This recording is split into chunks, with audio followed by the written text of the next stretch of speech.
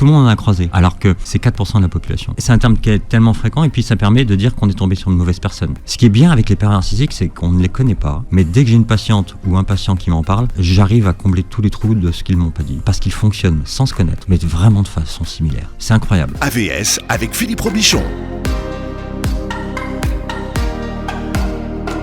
AVS pour à votre santé, quel plaisir que de vous retrouver tous les jours entre midi et 13h. On parle de santé sur Beurre FM. Nous allons parler d'un sujet d'actualité et très français, le pervers narcissique, avec mon invité Christian Richaume. Bonjour et bienvenue. Bonjour Philippe. Vous êtes psychanalyste et thérapeute à Paris, vous êtes spécialiste des troubles de l'anxiété, les dépressions, les addictions et les troubles affectifs, et vous publiez Psychologie du pervers narcissique, comment fonctionne-t-il, comment s'en libérer, aux éditions du Net. Alors le pervers narcissique est partout, et pourtant vous dites que c'est un phénomène bien français. Pourquoi ?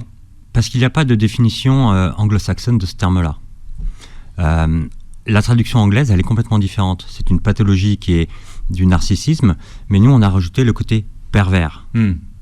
Et c'est un terme qui est assez récent. Il vient de 1986. C'est super récent. Super récent. Alors, bien sûr que cette pathologie existe depuis de très nombreuses années, voire il y a 200 ans. Mais aujourd'hui, on met des mots, on met des symptômes, on met des caractéristiques, on définit un fonctionnement. Et aujourd'hui, il est beaucoup plus présent. En tout cas, on a cette impression. Qu'il y en a beaucoup plus. Voilà, il y en a plus dans la société. Paul-Claude Racamier, qui a un psychanalyste, qui a inventé le terme, mais qui a quand même été grandement popularisé par un livre, le livre de Marie-France, comment elle s'appelle, Marie-France Irigoyenne. En fait, en 1986, quand il sort ce terme de pervers narcissique, il ne fait pas encore l'unanimité. Les gens essayent de voir, il y a la catégorie des manipulateurs, il y a la catégorie des narcissiques, mais en fait, on voit qu'il y a une version perverse dans la manipulation, et qu'il y a un côté narcissique. Donc aujourd'hui, ce terme a un sens, mais en 1986, c'était un vrai combat. D'ailleurs, aujourd'hui, on ne dit plus un pervers narcissique, on dit un PN. Voilà. Tellement ils sont populaires, les pervers narcissiques, on dit les PN. Oui. D'ailleurs, c'est un PN. C'est ça. Et tout le monde comprend ce que ça veut dire, en plus. Tout le monde comprend, et tout le monde en a croisé. Alors que c'est 4% de la population. Donc ce qui veut dire que tout le monde n'en a pas croisé. Non. C'est que aujourd'hui, c'est un terme qui est tellement fréquent, et puis ça permet de dire qu'on est tombé sur une mauvaise personne. Ou quand on a des caractéristiques, c'est une façon de se positionner en tant que victime. Et puis tout le monde en parle, alors c'est un phénomène de mode. Il y a 20 ans, on caractérisait toutes les femmes d'hystériques. Ou même avant. Oui, depuis 100 ans. Oui, ça fait 100 ans qu'on... c'était, voilà, elle est difficile, non, elle est hystérique. Ou ça fonctionne pas, elle est hystérique. Aujourd'hui... Et ça avait une définition, l'hystérie. Exactement. Voilà, mais le pervers narcissique, on le voit aussi dans le milieu professionnel. On peut avoir un patron difficile, une patronne difficile, et on dit, c'est un pervers narcissique. S'il est autoritaire, s'il est manipulateur, s'il est difficile. Donc c'est un terme qui est générique, qui est à la mode. Mais c'est pour ça que j'ai écrit ce livre, parce qu'il fallait vraiment définir les termes. On va définir tous les termes ce matin et on va essayer de les comprendre. Il est à la mode, mais tout le monde ne s'empare pas des concepts. Et alors que la population s'est emparée de ce concept de pervers narcissique, à tel point que ça fait partie des mots qu'on recherche le plus sur les réseaux sociaux, dans les moteurs de recherche. Comment expliquer le succès du pervers narcissique dans la population ? Parce que ça écho à un mal-être qui est de trouver un partenaire. On a, ça c'était mon précédent livre, on a parlé dans cette émission, c'est comment trouver l'âme sœur, comment trouver une personne, ou est-ce la personne. On a notre société qui essaye d'être en groupe. Ça veut dire de vivre en groupe. Et on a là, le PN, cette personne qui pose problème, qui peut nous poser problème ou qui peut expliquer pourquoi on a des problèmes. Et cette société, elle est anxiogène et anxieuse. Et là, on a trouvé le méchant dans les relations amoureuses. Alors attention, le pervers narcissique existe, oui. Voilà.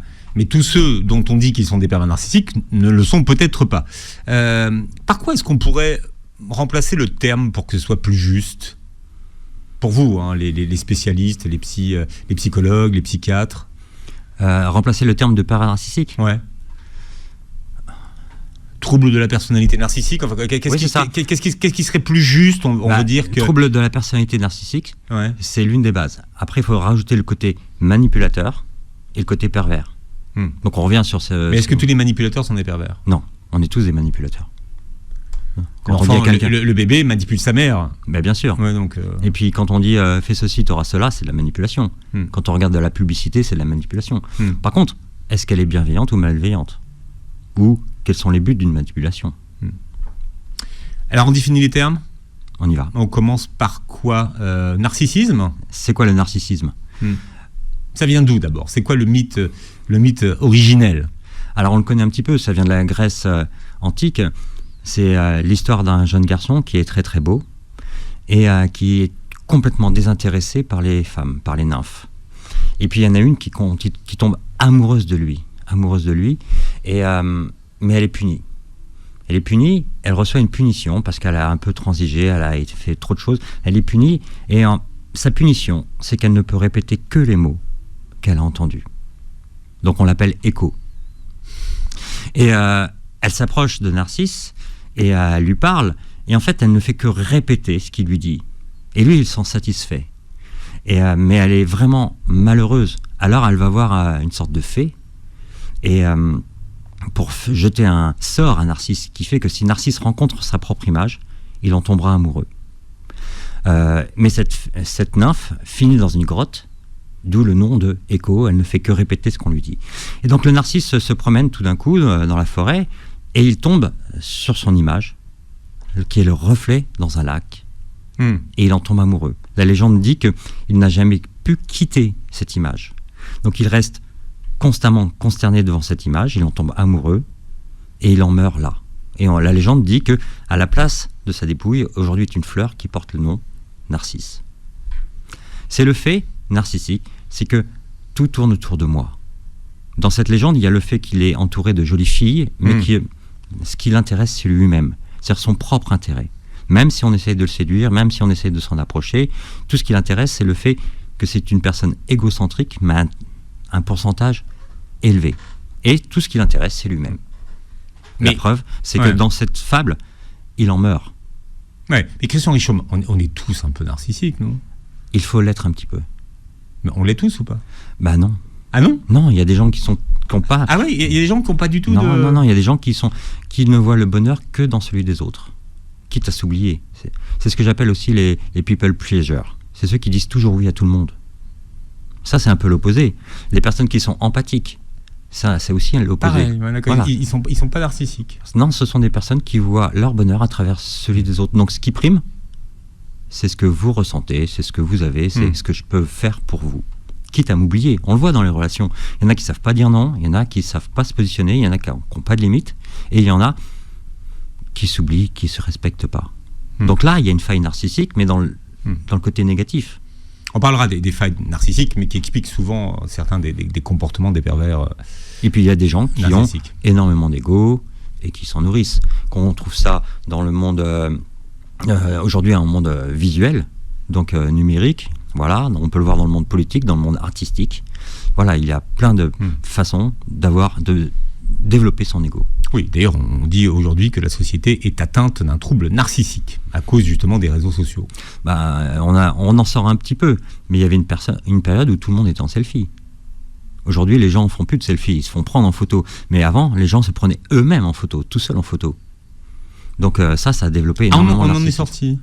Bah oui, parce qu'on voit de moins en moins de gens se prendre en photo, ils se font prendre en photo. Ils se font prendre. Si vous regardez un petit peu les réseaux, moi je les observe pour capter un petit peu ce qui se passe, les gens ne tendent plus le bras maintenant. Il y a quelqu'un d'autre qui le prend pour eux. Les pervers, alors, comment on définit? C'est quelqu'un qui a une autre vision du bien que nous. La figure, une des figures peut-être... Ça veut dire que le côté pervers, ça veut dire qu'il peut trouver du bien dans le mal. Ça veut dire en faisant mal à quelque chose ou à quelqu'un, il peut en retirer du bien. Donc c'est une inversion d'une pulsion qui va vers le bien. Donc on peut se faire mal ou faire mal aux autres et en récupérer de la satisfaction. Le pervers narcissique, c'est quelqu'un qui fait mal à l'autre, et plus il fait mal à l'autre, plus il est bien. Mais ça, c'est le pervers narcissique, mais le pervers. Moi, je parle mais le pervers dans tous les sens. On trouve le pervers ouais. dans la sexualité, dans n'importe quoi. C'est quelqu'un qui fait du mal et qui en tire du bien. La marâtre de Blanche-Neige, par exemple. J'ai voulu utiliser un exemple dans mon livre de pervers narcissique. Dans les côtés historiques, on en a plein. Mais je voulais pas être clivant, il y en a actuels aujourd'hui. Dans ce monde, à la tête de ce monde, il y a des personnes qui sont pervers narcissiques. Donc je les cite pas, mais vous pouvez vite savoir un peu de qui il s'agit. Donc je voulais trouver... C'est pas rigolo. Quoi donc? Bah non, il faut les citer. Ils sont à la tête de grande puissance. On verra où. À l'est ou à l'ouest, vous pouvez en trouver deux. Ouais. À l'est ou à l'ouest, vous en avez deux potentiellement énormes. Comme quoi, on voit que le pervers narcissique, c'est pas que dans les relations amoureuses. Ça peut être aussi en politique, c'est peut être aussi à la tête d'une grande entreprise. Et comment vous savez qu'ils sont pervers narcissiques? Il faut juste regarder les symptômes. Ce qui est bien avec les pervers narcissiques, c'est qu'on ne les connaît pas. Mais dès que j'ai une patiente ou un patient qui m'en parle, j'arrive à combler tous les trous de ce qu'ils m'ont pas dit. Parce qu'ils fonctionnent sans se connaître, mais vraiment de façon similaire. C'est incroyable. Il y a des personnes qui ne se connaissent pas, mais qui ont le même mode de fonctionnement. C'est même prévisible. C'est même prévisible. C'est-à-dire qu'en fonction d'une patiente ou d'un patient qui vient me voir, en fonction de là où elle en est dans son histoire, je suis pas Madame Irma, mais je prévois ce qui va se passer parce que son fonctionnement est complètement prévisible. Alors, ça c'est quoi? C'est la grille d'analyse, c'est votre expérience, Oui. Au début, j'ai étudié, j'ai recensé, et ensuite, je m'en suis fait un modèle et je l'ai confronté à des réalités. Et j'ai acquis une expérience qui me fait que maintenant, j'arrive même à dire ce qui va se passer. C'est pas voir dans l'avenir, c'est un mode de fonctionnement et il y a un cours, il y a une histoire. J'avais juste un petit souci pour savoir ce qu'ils devenaient quand ils sont vieux, et depuis 3-4 mois, j'ai trouvé la réponse. Donc on aura peut-être l'occasion d'en parler, mais... Non, mais attendez, vous êtes en train de nous dire que les pervers narcissiques viennent vous voir en consultation? Non. J'en ai... Mais là, vous parlez de qui, là? Des victimes. Ah, des victimes. Mais là, vous parlez de ce qu'ils deviennent quand ils sont vieux, c'est les pervers narcissiques dont vous parlez. Oui. D'accord. Parce que je voulais savoir, est-ce qu'ils consultent les pervers narcissiques? 1 ou 2 fois, quand ils sont contraints. Et pour m'expliquer que c'est leur partenaire qui est fou ou folle. Ou pour se plaindre. Et j'en ai 2 qui sont venus me voir, c'est parce qu'ils ont été contraints. Contraints par la justice, contraints par la justice ou contraints par le partenaire. D'accord. Et pour m'expliquer la même chose, que c'est l'autre qui a un problème. Et vous êtes très clair, on ne peut pas les soigner. Non. Alors on ne le trouve dans aucun manuel de psychologie ni de psychiatrie, pourtant il est partout sur les réseaux sociaux, sur Google, dans les magazines, c'est le pervers narcissique. Pourquoi est-ce qu'on ne le trouve dans aucun manuel de psychologie ni de psychiatrie? Parce que en psychiatrie, ils ont du mal à déceler ce nombre, à catégoriser ce dysfonctionnement comme pathologique. Puisque ça, c'est lié aux relations amoureuses, donc au départ, ils ont dit ok, c'est un dysfonctionnement entre un homme et une femme. Mais ils n'ont pas vu la globalité des choses. Je pense que les choses vont évoluer. Les manuels de diagnostic psychiatrique évoluent, mais de façon lente. On l'a vu depuis 100 ans. Il y a plein de pathologies qui ont mis du temps à être inscrites, et il y en a d'autres qui ont été enlevées. Donc on peut imaginer que la société, pour une fois, va plus vite que le médical. Donc pour vous, ça sera bientôt dans le DSM. Voilà. Oui, c'est un fait qui est complètement acté. On arrive à avoir une classification, on arrive à avoir des symptômes. Donc c'est important que maintenant ça soit acté. Est-ce que c'est un phénomène de mode? Oui et non. Le pervers narcissique existe depuis bien plus longtemps qu'on en parle. Aujourd'hui, on met des mots. Donc déjà, ça aide à parler d'une certaine personne. Et puis, avec les réseaux sociaux, avec la façon dont il fonctionne et dont il peut être amené à fonctionner, on en parle plus. Il a aujourd'hui plus de moyens d'action qu'avant. Donc il est plus efficace. Pourquoi il a plus de moyens d'action qu'avant? Parce qu'une façon de manipuler, c'est aussi d'utiliser le téléphone, les réseaux, les messages. Avant, le pervers narcissique, s'il écrivait des lettres, ça lui prenait un peu plus de temps, il était moins réactif, il pouvait moins déstabiliser sa victime. Aujourd'hui, il peut jouer dans l'immédiateté, on est dans une société qui est plus anxiogène, donc il trouve beaucoup plus de fenêtres de tir. Alors attention, puisqu'on n'a pas défini tous les termes, la perversité, c'est pas la perversion. C'est quoi la différence? On était sur un pervers et on était sur narcissique. Et du coup, dans mon livre, je donne un exemple pour essayer d'expliquer ça à travers un peu nos connaissances. À votre avis, Don Juan ou Casanova, lequel des deux est pervers narcissique? Non, moi je dirais que Casanova, c'est pas un pervers narcissique. C'est pas un pervers narcissique. Donc Don Juan. Et en fait, Don Juan est un narcissique. D'accord. Et Casanova est un pervers narcissique? Non. Non plus. Non, c'était... Don Juan est un narcissique, ça veut dire que tout ce qui l'intéresse, c'est son image. Il donne rendez-vous à des femmes, il y va pas, c'est son valet qui y va. Mais son valet va juste vérifier si les femmes vont au rendez-vous. Donc c'est juste pour son narcissisme. Casanova est un manipulateur. Il manipule les femmes juste pour se prouver que c'est un homme. Et c'est sans fin, ça veut dire qu'il augmente, arriver à un nombre impressionnant, il faut qu'il dépasse.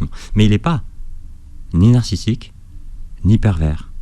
Parce que tout ce qu'il veut, c'est se prouver à lui-même qu'il a un ascendant sur les femmes et qu'il est un homme. Le pervers narcissique, il a à la fois le côté narcissique, à la fois le côté manipulateur. Mais si je reprends cet exemple de Don Juan et de Casanova, le pervers narcissique, il lâche pas sa victime. Et pourquoi il la... Alors, vous dites qu'il la colle. Mais pourquoi il la... Parce que c'est elle qui va être le dépositaire de toute sa psychose. Et que si je veux me libérer de tout mon mal, il faut que je le projette sur quelqu'un. C'est pour ça qu'on en reparlera, mais ils n'ont aucune culpabilité. Donc il leur faut quelqu'un pour la gérer. Donc ils sont dépendants de quelqu'un. Alors, vous recherchez les causes de la perversité narcissique dans la petite enfance. Qu'est-ce qu'on retrouve de commun dans la petite enfance des pervers narcissiques? Deux éléments. Je me suis posé la question, justement, et j'ai essayé de lire, de voir ce que pensaient les autres, sur comment on fait pour avoir cette pathologie ou devenir ce type de personnalité. C'est inné ou acquis, alors? Et c'est acquis. Voilà.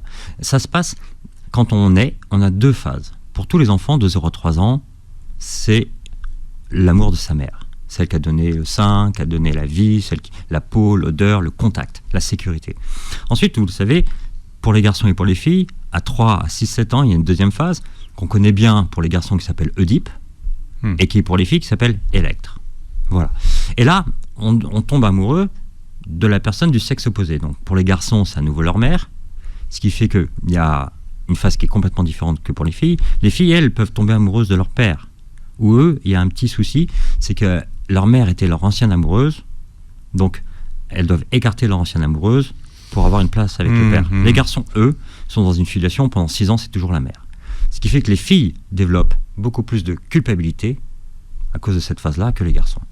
Mais quand cette phase n'est non achevée, il y a un problème qui se passe. Il y a plein de problèmes qui se passent quand l'Oedipe ou l'Électre n'est pas achevé. Mais dans le cas de ces personnalités, il y a deux possibilités. Soit ils ont reçu trop d'amour, et ils se placent dans ce qu'on appelle l'idéal de soi. Ça veut dire dans une position où je suis un seigneur, tout m'est dû, et je suis le meilleur. Donc c'est comme ça que je vais commencer mon interaction. Deuxième hypothèse, c'est qu'ils n'ont pas eu d'amour du tout. Ils n'ont pas été aimés, en tout cas de la façon dont ils souhaitent. Donc ils se sont construits un monde où c'est eux qui le règnent. D'accord, mais est-ce que ça veut dire qu'à la base, il y a des parents dysfonctionnants? Oui et non. Parce que c'est quand même ce que j'ai cru comprendre dans votre livre. Hein. Oui, il y a des parents dysfonctionnants. Ouais. C'est dysfonctionnant parce que il n'y a pas d'équation entre ce que notamment l'enfant... des mères. Voilà. Notamment des mères. Donc c'est ce que l'enfant, ouais. voilà, ce que l'enfant souhaite et ce qu'il reçoit. Là, il y a une différence entre ce qu'un enfant veut recevoir et ce qu'il a reçu. Quand il n'a pas reçu d'amour, quand il a trop d'amour, ça peut être un problème. Alors, quand on parle des pervers narcissiques, on associe les hommes. Et dans mon livre, je dis qu'il y en a aussi des femmes. Donc c'est pour ça que ça peut être la mère, mais quand une femme est pervers narcissique, c'est pas forcément sa mère. C'est beaucoup plus d'hommes, mais il y a des femmes. Voilà. Mais par contre, vous dites que c'est beaucoup plus difficile à diagnostiquer, les femmes pervers narcissiques. Oui, parce qu'elles sont pas que dans le milieu affectif. Elles peuvent être... le pervers narcissique féminin, entre guillemets, s'éclate plus dans le domaine professionnel. Alors, si on devait donner les caractéristiques marques des pervers narcissiques, parmi celles que vous avez recensées? Alors, il y a de nombreuses, hein. Je vais vous faire une petite liste. Non, mais on a du temps, mais c'est pour bien comprendre, parce qu'il faut quand même cocher beaucoup de ces cases. Oui. Hein, c'est pas 2-3 caractéristiques qu'il faut cocher pour être pervers narcissique, il faut en cocher beaucoup. C'est quelqu'un qui, au prime abord, paraît brillant, séduisant, à l'aise, en toutes circonstances. C'est quelqu'un qui peut être arrogant, qui peut montrer du mépris. C'est quelqu'un qui ne supporte pas la critique. Quelqu'un qui va être très flou sur toutes ses intentions, mais qui va s'adapter immédiatement à son auditoire. C'est quoi flou sur ses intentions? Du genre, j'ai essayé de mettre des petites phrases, mais mon passé est trop difficile, je ne peux pas en parler. Voilà, là je suis très flou sur qui je suis, sur ce qui s'est passé. En plus, je mets un petit peu d'intention en montrant qu'il y a un truc extraordinaire. Mais pas de transparence en fait. Pas de transparence. C'est parce que c'est quelqu'un qui se reconstruit tout le temps. Donc il vit sur des histoires. À tel point qu'il croit aux histoires qu'il pense, qu'il a créées. Il finit par y croire. Oui, il est complètement dans... Oui, il n'y a plus d'ambiguïté sur ce qu'il a inventé et ce qu'il a fait. Et donc, c'est quelqu'un qui n'a aucune empathie, qui ne s'intéresse pas aux autres. S'il a un intérêt aux autres, c'est juste pour les connaître, les manipuler. Donc au début, il va être très attentif à vous, mais ce n'est pas par rapport à votre histoire, c'est pour déceler vos failles. Donc il y a du mensonge, il n'y a que de la critique. C'est quelqu'un qui a un parcours chaotique, qui n'est pas stable, qui ne supporte pas la remise en question, et qui va faire preuve, qui va descendre les autres. C'est-à-dire que les autres sont un handicap pour lui, donc il est meilleur que les autres, donc il ne s'intéresse pas aux autres, ou les autres n'ont pas de valeur à ses yeux. Ça, c'est dans la première approche, parce qu'il va changer de comportement au fur et à mesure de l'endroit où il est avec sa victime. Mais la première approche, c'est ça. Donc c'est quelqu'un qui est parfait. C'est un peu le voisin idéal, c'est le gendre idéal. C'est-à-dire que pour la société, c'est quelqu'un qui est courtois, qui est séduisant, qui est sympathique, qui a des bons codes. Et quelqu'un qui peut montrer qu'il a une certaine réussite. Mais c'est quoi? C'est des bosseurs, c'est des gens qui ont du talent, c'est des... C'est des gens, ce sont des acteurs. Depuis l'âge de 6 ans, ils ont un masque. Et ce masque, il se renforce. Et en fait, ce masque devient existentiel. Donc, il se renforce à travers leurs victimes, à travers leur histoire. Ils s'intéressent à vous si vous pouvez leur apporter quelque chose. Sinon, vous n'avez aucune valeur. Donc, mais ce qui veut dire qu'ils ont une forme de radar qui fait qu'ils le repèrent très vite quand même. Ouais. Oui, il faut savoir... Ah oui. Ouais, qu'est-ce que je peux tirer de toi finalement? Oui, ouais. J'ai des patients qui ont eu des vies amoureuses tumultueuses. Ils ou elles n'ont jamais rencontré. J'aurais posé la question, avez-vous rencontré un pervers narcissique dans votre vie? Vous avez eu plusieurs partenaires? Et on me dit non. Alors vous voyez, quand on me dit un non, j'en suis sûr, parce que comme il y a plein de gens qui disent qu'ils ont rencontré un pervers narcissique, je suis pas sûr. Et quand on me dit non, c'est non. Alors je me suis posé la question, et j'ai regardé les personnalités de mes patients, et je me suis aperçu que c'était pas possible pour un pervers narcissique de s'accrocher à eux. Pas d'intérêt en fait. C'est-à-dire que finalement, voilà. Ça veut dire que... Next. Quand un pervers narcissique peut pas s'accrocher à vous, il insiste pas.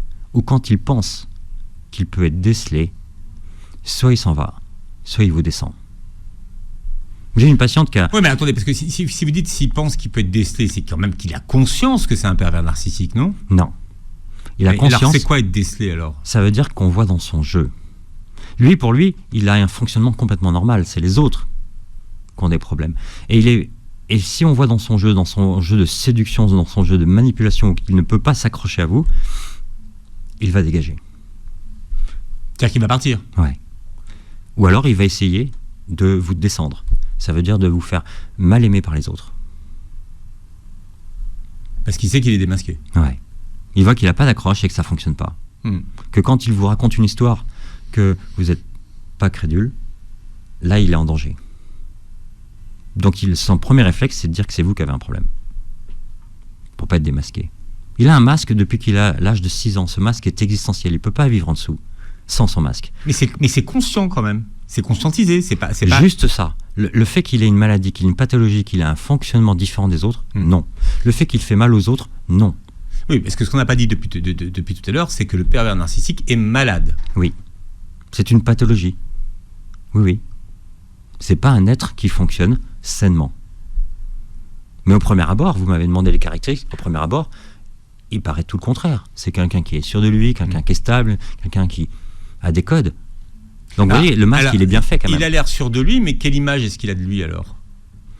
Il a une mauvaise image de lui-même, au fond de lui. Mais, il a ce masque-là, et il épouse ce masque. C'est-à-dire qu'à la base, il a une piètre image de lui-même, mais à force de se rajouter du décor, il y croit en son propre décor. Donc il se sent vraiment invulnérable, il se sent vraiment grand, beau, fort ou belle. Il obtient l'image et le masque. C'est comme si vous aviez un comédien. Voilà, je connais un comédien qui est très très célèbre. Et c'est quelqu'un de timide. Mais il a fait des rôles où il a confiance en lui. Et c'est comme si vous imaginez que cet homme dans la vie, c'est son rôle. C'est comme si vous imaginez... Oui, qu'on imaginait qu'il est les rôles qu'il incarne à l'écran. Voilà, par exemple, Gatsby le Magnifique, c'est Gatsby le Magnifique. Sauf que celui qui fait ce rôle-là n'est peut-être pas Gatsby. Ah bon ? Quelqu'un d'autre. Comment il s'appelle ? C'est Léo ? Oui. Léo DiCaprio ? C'est quelqu'un extrêmement timide. Et vous le connaissez ? C'est quelqu'un d'extrêmement... Vous faites du name dropping. C'est quelqu'un d'extrêmement timide, et vous le voyez à l'écran dans Gatsby ou dans Wall Street, ça explose la testostérone et la confiance en soi. Le loup de Wall Street. Alors j'essaie d'arracher des noms à mon invité de ce matin aux antennes, mais rien à faire. Maintenant, ça y est, il est replié sur lui-même, il ne veut pas me donner de nom. Christian Richomme est notre invité, psychanalyste et thérapeute à Paris, spécialiste dans les troubles de l'anxiété, les dépressions, les addictions et les troubles affectifs. Et vous publiez aujourd'hui Psychologie du pervers narcissique, comment fonctionne-t-il, comment s'en libérer, aux éditions du Net. Alors on est en train de justement de voir quelles sont leurs caractéristiques aux pervers narcissiques, comment ils se sont construits. Est-ce qu'il y a moyen de les repérer a priori ? Dans une relation ou à l'extérieur ? Bah oui, dans les deux. Dans une relation, c'est très compliqué, puisque c'est un engrenage qui se fait petit à petit. Ce dont on a parlé tout à l'heure, c'était comment il vous aborde, comment il peut vous paraître. Ensuite, pour lui, il y a une deuxième phase. Quand il a choisi une victime, il va très vite s'accrocher, très vite répondre à ses besoins. Il va utiliser énormément d'attention. Ça veut dire qu'il va être très présent, il va essayer ensuite de faire en sorte que vous ne puissiez pas vivre sans vous. Donc il va vous isoler, il va se rendre dépendant, le faire que vous êtes dépendant de lui. Donc là, il y a un côté, je vous mets dans une toile d'araignée et ensuite, je fais en sorte que vous ne puissiez plus en sortir. Mais c'est quoi la différence avec la séduction ? C'est le côté bénéfique. Quand on séduit quelqu'un, on veut son bien, on veut notre bien et son bien. Là, je suis sur un système de vampire. C'est-à-dire que le pervers narcissique, il veut tout de suite le mal de sa proie. Il veut en récupérer quelque chose. Il a besoin d'elle pour éviter de tomber dans sa propre psychose, de vivre ses propres tourments. Donc, grâce avec elle, il peut projeter toutes ses angoisses, il peut projeter toutes ses peurs. Tout ce qui est négatif en lui, il s'en décharge. Et elle a pour fonction de nourrir son narcissisme. Ça veut dire qu'il est grand, beau, grande ou belle, il est fort, il est dominant, et il a besoin de cette personne pour exercer son pouvoir. Et pour qu'elle lui rappelle que elle ne peut pas vivre sans lui. Donc il va se mettre dans ce contexte-là, où il va l'entourer, il va l'isoler, et ensuite, il va faire en sorte, il va la grignoter. Alors, il y a des profils, parce que pour que ça fonctionne, c'est une pièce qui se joue à deux. Il y a des personnes... Donc il n'y a pas de pervers narcissique sans victime. Non. Il y a des victimes qui sont idéales. Les empathiques. L'empathique, c'est une personne qui peut se mettre à la place de l'autre et ressentir l'autre. Donc, si je me présente comme une victime, ou comme quelqu'un qui a des troubles ou quoi que ce soit, cette personne va vouloir être mon sauveur, donc elle va me donner de l'intention. Donc c'est parfait pour un pervers narcissique. Quelqu'un qui va se mettre à ma place et qui va vivre les choses pour moi.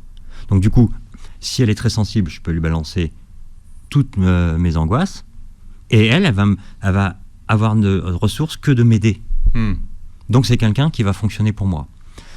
Je peux vous trouver aussi des personnes qui ont eu des violences dans leur propre enfance, parce qu'elles ont déjà connu la violence, d'une forme ou d'une autre. Et du coup, le fait que je sois violent avec elles, ça fait juste écho à leur propre histoire. Donc c'est un combat que ces personnes-là peuvent vivre et qu'elles peuvent revivre avec moi, parce qu'elles ont déjà connu ça. Donc il y a l'empathique, il y a la sauveuse, il y a celle ou celui qui a eu de la violence. C'est pour ça que ça, c'est 3 caractéristiques qui sont importantes. Et quand vous avez une faille, il rentre dedans. Donc ça, il la repère tout de suite. Ouais. Vous dites que le pervers narcissique a conservé une structure infantile. Ouais. Ça veut dire quoi donc, ça Il fonctionne. Donc, comme j'ai dit, il est resté bloqué à 6 ans. Ça veut dire que quand ça va pas, il fait une colère. Il casse tout. Il s'énerve. Et 2 secondes après, il peut revenir calme. Il peut revenir. C'est comme un enfant qui fait un caprice. Tout d'un coup, il peut exploser, tout envoyer balader, dire des choses immondes. 10 minutes après, il va revenir, il va dire « Je t'aime, maman. Excuse-moi. » Et donc, il va jouer. Il a cette structure-là où il faut qu'on lui cède tous ses caprices, sinon il s'énerve. Et ensuite, il peut dire n'importe quoi, dans un sens comme dans un autre. Il peut dire « T'es la femme de ma vie, je pourrais jamais vivre sans toi. » Ou « T'es la pire des souillons, et tu n'es rien sans moi. » Et ça peut arriver du jour au lendemain, où en 2 secondes, il peut basculer. Donc il a un caractère qui est complètement enfantin. Dans les relations affectives, c'est un gros manipulateur, c'est quelqu'un qui est structuré par rapport à sa manipulation, mais par rapport à son côté affectif, il a 6 ans. Quelles sont les phrases qui permettent de démasquer les pervers narcissiques, qui marchent à tous les coups? Alors au début, il va être dans la phase de séduction, donc c'est « je n'ai jamais rencontré quelqu'un comme toi. C'est celui ou la celle qui m'a jamais touché autant. » Voilà. Tous ceux qui disent ça ne sont pas des pervers narcissiques, mais ça fait partie de son langage. Ça veut dire que je suis en train de dire à la personne que je vis quelque chose d'intense et que toi, tu es unique. Voilà. Ensuite, dans la deuxième phase, ça peut être des phrases qui mélangent un peu le chaud et le froid. Ça veut dire tu es belle, mais tu pourrais être mieux. Là, je fais un compliment, mais je tacle un peu sur le bord. Vous voyez, dans cette deuxième phase, ça veut dire que je commence à mettre la pression sur toi. Et là, je peux dire derrière, mais t'as pas d'humour. Ou tu prends tout de travers. En fait, c'est une manipulation où je crée moi-même le désordre. Je crée moi-même ce qu'on appelle le gaslighting. Ça veut dire le fait que je te perds et je t'en accuse de ne pas trouver le nord. Oui, tu sais plus sur quel pied danser, en fait. Ouais. Ça, c'est la deuxième phase. Et la troisième phase, c'est tu n'es rien sans moi. Voilà. Sans moi, tu ne peux rien, tu n'es rien, tu n'existes plus. Et là, c'est dans la dernière phase, ça veut dire que la personne est complètement isolée et je suis sa seule ressource. Et donc, elle ne peut pas me quitter, puisqu'elle n'est rien sans moi. Mais Christian Richomme, j'ai du mal à poser ma question tout à l'heure. Quelles sont les phrases qu'il ne peut pas, lui, entendre? Des phrases qui le déstabilisent complètement. Déjà, ne pas être d'accord avec lui, ça le déstabilise. Ça, il a du mal à entendre. Le comparer à un autre, c'est insupportable pour lui. Si vous le comparez à un autre, ou si vous lui dites qu'un autre, un ou une autre, bien sûr, est mieux que lui, et ça, c'est inentendable pour lui. Ça, il ne le supporte pas. Parce que comme il est dans l'unicité, et qu'il est le roi de son royaume, il n'existe ni d'autre roi, ni d'autre royaume. C'est quoi, c'est de la jalousie? Non, c'est existentiel. L'autre a pas de place, quoi. Voilà. Il n'y a pas d'autre place que pour lui. On revit la situation des premiers jours. Ça veut dire quand je suis né, je suis l'idéal de moi et le moi idéal.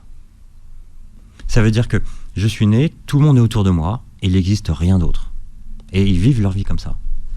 Est-ce qu'on s'est penché sur la sexualité des pervers narcissiques? Alors je me suis un peu penché. C'est un peu plus compliqué, mais j'ai des témoignages. Et j'en ai un qui est vraiment extraordinaire. Ce sont des personnes qui sont dans le contrôle, qui sont dans la performance. Il y a peut-être peu de préliminaires, ils sont dans la technique. Je le raconte dans mon livre, j'ai une femme pervers narcissique qui se filmait. Qui se filmait, ça veut dire qu'elle ne filmait pas son compagnon. Elle se filmait, elle, pendant les ébats, pour montrer... Elle en a fait des films. Non, parce qu'elle avait beaucoup de compagnons, c'est pour ça. Oui. Mais elle se filme elle-même parce qu'elle veut absolument voir ses performances. L'homme qui lui faisait l'amour n'avait aucun intérêt, il était même à peine sur la vidéo. Et elle se regardait elle-même avoir du plaisir ou ses performances. Et qu'ensuite, ça peut être des pratiques sexuelles qui peuvent être un peu déviantes, mais pas forcément. Pas forcément. Et ce sont des gens qui sont dans aucune émotion après l'acte. Ils ont fait le job. Et ils utilisent l'acte sexuel comme une façon de tenir la partenaire. Ça veut dire que l'homme, c'est une façon pour lui d'avoir son pouvoir et de dire, tu vois, sans moi, chérie, tu peux pas avoir plaisir. Donc je suis le seul qui peut t'en donner. Et la femme, la femme narcissique, elle peut utiliser son corps et le sexe pour abuser de l'homme. Ça veut dire, dans le sens que je te donne ce que personne t'a donné, donc tu peux pas te passer de moi. Mais est-ce qu'on peut rendre un pervers narcissique amoureux ? Ben, il est amoureux déjà de lui-même. Il n'aime que lui-même. Donc non. Donc il est on peut pas inverser la donne. C'est pas possible. Non. Celle qui pense jouer ce jeu, c'est mort. Non. Et il y a plein de femmes ou d'hommes qui ont été avec des pervers narcissiques qui se disent il est amoureux parce qu'ils se souviennent de la première période où il avait monté beaucoup d'actes, où il avait dit je t'aime. Mais en fait, cette personne s'aime elle-même. Donc on peut pas rivaliser avec ça. L'autre est un objet. On parle d'objet en psychologie, mais là c'est vraiment le cas. Ça veut dire que c'est un accessoire qui me permet de m'aimer moi-même. Donc vous êtes interchangeables. Ouais. C'est pour ça qu'il n'a pas de problème avec ces histoires d'amour. Les gens sont interchangeables tant qu'elles ont leur utilité. Alors vous avez rencontré beaucoup de victimes. Et certaines victimes disent n'attirer que des pervers narcissiques. Ouais. Comment est-ce que ça peut s'expliquer? Comment expliquer cette répétition? Des fois, on a eu un parent pervers narcissique. Un pervers narcissique, c'est un partenaire. Donc, il a été enfant. Il a peut-être un peu mis à mal ses parents. Ensuite, lui-même peut être parent. Et mettre à mal ses enfants. Donc, il y a des femmes ou des hommes qui ont eu des pervers narcissiques dans leur famille. Mais ce qui veut dire qu'ils peuvent se mettre en couple et rester en couple quand même. Bah, avant, oui. Aujourd'hui, c'est plus compliqué. Le pervers narcissique vit plusieurs histoires. Mais aujourd'hui, c'est encore plus facile pour lui de bouger. Dans le temps, il ne bougeait pas. Mais dans le temps, il avait des maîtresses, il avait des façons de vivre. Mais aujourd'hui, on a des histoires où 2-3 ans, il reste une femme, il fait un enfant, et ensuite, il a cet enfant. Donc, des gens qui ont connu un pervers narcissique proche ou de loin sont ce que j'appelle dans mon livre le phénomène d'habituation. Ça veut dire que c'est pas bien ou mal, c'est ce qu'on connaît. Et on retourne des fois vers ce qu'on connaît. On a eu une image de l'amour et on retourne vers celle-ci. Et on va vers ce qu'on connaît, quoi. C'est parce que c'est rassurant. Et on a eu un père pervers narcissique, par exemple, donc on a été une petite fille et on a tout le temps cherché l'amour de son père qu'on n'a pas eu. Alors quand on tombe sur un profil adulte comme ça, on rejoue la partie. On essaye là d'obtenir ce qu'on n'a pas eu. Et en fait, le problème, c'est que c'est à nouveau dévastateur. Comment on met fin à une relation avec un pervers narcissique? Est-ce qu'on peut? Non, on doit. On peut, oui, mais on doit. C'est vraiment une nécessité. Si vous voulez votre bien-être physique et psychique, vous devez vous séparer d'une telle personne. Et il y a 2 axes qui sont très forts. Essayez de travailler sur vos affects. Sur votre ressenti. Vous devez accepter d'avoir cette position de victime, vous devez accepter que la personne est un tel, et vous devez renoncer à vouloir la guérir, premièrement. Ensuite, jouez sur vos affects, parce que cette personne va jouer le chaud, le froid, je t'aime, je te hais, elle va rentrer par la petite porte, etc. Donc là, il faut mettre un mur, se protéger, et se mettre des limites. Et ensuite, couper tous les ponts. C'est plus facile quand c'est un partenaire. Quand c'est un parent, c'est compliqué. J'ai des situations où c'est des partenaires, donc il faut couper tous les ponts. Pas forcément bloquer, parce que bloquer, ça l'excite, mais ne pas répondre ou répondre le même message. Oui, parce que finalement, c'est un nouveau défi, c'est récupérer. Voilà. Ah non, il ne supporte pas de perdre. Donc, et quand c'est un parent, il faut mettre des limites et de la distance. Mais c'est nécessaire, c'est vital pour vous. Alors, je rappelle que vous publiez votre nouveau livre « Psychologie du pervers narcissique. Comment fonctionne-t-il? Comment s'en libérer ?» que vous montrez à la caméra aux éditions du net. Vous réécouterez l'émission en podcast sur beurrefm.net et vous verrez la vidéo sur la chaîne YouTube. Le 06 de Leonardo DiCaprio pour tous ceux qui... Je vous l'envoie un SMS. Ah, on progresse. Bon, je vous l'enverrai si vous me contactez en antenne. Merci d'avoir été avec nous, Christian Richomme. Merci à vous, Philippe. Et passez une très belle journée santé sur Beurre FM.